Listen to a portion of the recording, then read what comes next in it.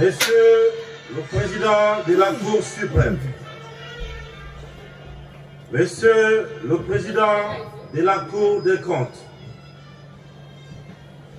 Monsieur le Président de la Haute Autorité de la Communication, Mesdames et Messieurs les membres du CNRD, Mesdames et Messieurs les membres du corps diplomatique et consulaire accrédités en République de Guinée, distingués invités, Mesdames, Messieurs, c'est pour moi un grand honneur de prendre la parole à cette occasion solennelle de prestation de serment. Pour m'adresser à cette auguste assemblée et au peuple de Guinée tout entier, pour vous signifier toute ma reconnaissance et ma profonde gratitude pour votre présence remarquée à cette cérémonie. Je mesure à sa juste valeur l'ampleur et l'immensité des échanges qui me sont confiés en ma qualité de président de la transition, chef de l'État.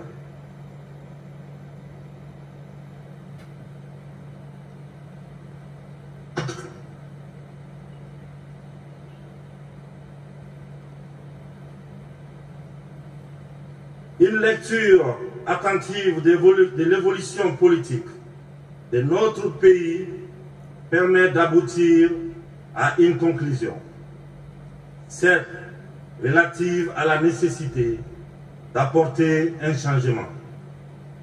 En effet, comme vous le savez, la République de Guinée a connu depuis le 5 septembre 2021 un changement politique suite à la prise du pouvoir par l'armée. Ceci est consécutif à une longue crise sociopolitique et économique à laquelle le pays était confronté. Lors de ma première adresse à la nation, j'ai largement expliqué à l'opinion publique nationale et internationale les motifs à l'origine du changement intervenu et décliné en même temps, les axes prioritaires que le Comité national du Rassemblement pour le développement s'est fixé dans sa mission de rassembler le pays.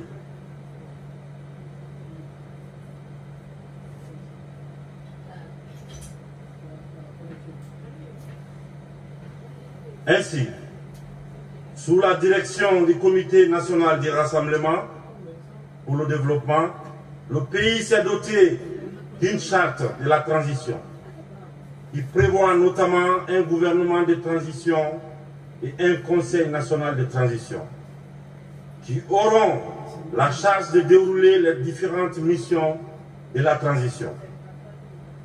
Ces missions se résument essentiellement à la rédaction d'une nouvelle constitution, la refondation de l'État, la lutte contre la corruption, la réforme du système électoral et la refonte du fichier, l'organisation des élections libres, crédibles et transparentes, et la réconciliation nationale. Je réalise parfaitement l'ampleur des tâches qui nous attendent, mais demeure en même temps convaincu qu'avec le soutien de tous, les défis qui nous interpellent seront relevés. Pour y parvenir, j'en appelle à l'esprit de solidarité et de patriotisme des uns et des autres. Car c'est lorsque nous sommes unis que nous devenons forts.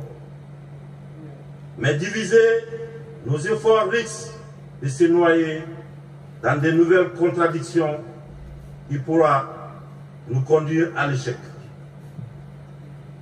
J'engagerai tout particulièrement à cet égard l'ensemble des organes de transition qui seront mis en place à veiller chacun à ce qui le concerne, à la réalisation effective des missions qui sont les leurs. Il est essentiel de rappeler ici le rôle important que devra jouer notre institution judiciaire bien sûr, en tant qu'élément d'équilibre et de paix sociale pour notre pays.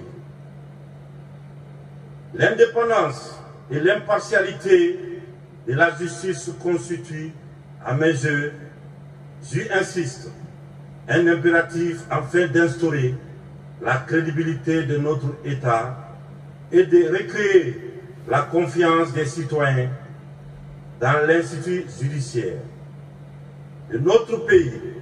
Ceci dénote l'immensité de la tâche qui attend notre corps judiciaire, qui en réalité a besoin d'une véritable renaissance. Je réaffirme ici l'engagement du Comité national du Rassemblement pour le développement au nom du peuple de Guinée à respecter tous les engagements nationaux et internationaux auxquels le pays a souscrit. De même, je voudrais souligner mon attachement particulier au raffermissement des liens d'amitié et de fraternité avec nos voisins, mais aussi avec tous les pays partenaires et amis de la Guinée. En tant que membre fondateur de l'Union africaine et attaché aux valeurs panafricaines, notre pays continuera à tenir son rang dans l'intégration et le rayonnement du continent.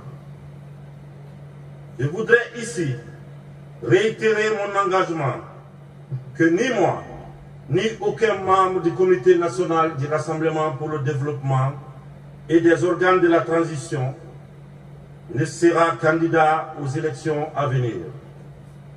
Mesdames, Messieurs, distingués invités, avant de clore mon propos, je lance un appel fraternel et patriotique au peuple de Guinée dans son ensemble, à saisir cette opportunité pour refonder notre nation forte pendant cette période de transition. Nous devrons œuvrer ensemble pour poser les bases d'une société réconciliée et engagée pour son développement socio-économique, durable au profit de tous. Puisse Dieu Tout-Puissant nous accompagner. Vive la République, vive la Guinée, vive le CNRD. Je vous remercie.